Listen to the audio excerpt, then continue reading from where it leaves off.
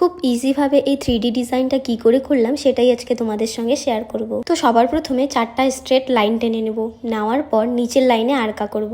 তো আরকাটা কমপ্লিট করে নিয়ে দু সাইডে হালকা করে লাইন টেনে নিয়ে কিছুটা ডিস্টেন্স রেখে আবারও নিচের দিকে 4টা লাইন করে তার নিচে আরকা করব।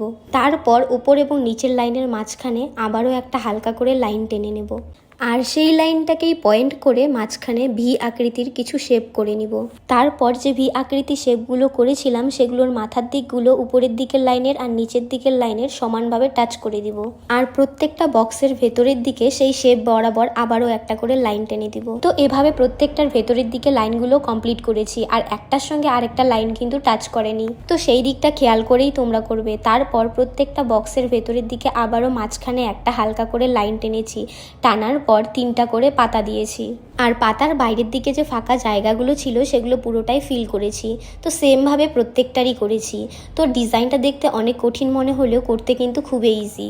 আর উপরের দিকে যে 4টা লাইন করেছিলাম সেটার মাঝখানে 2টা লাইনের একটা ফিল করে দিয়েছি, সেমভাবে নিচেও করেছি।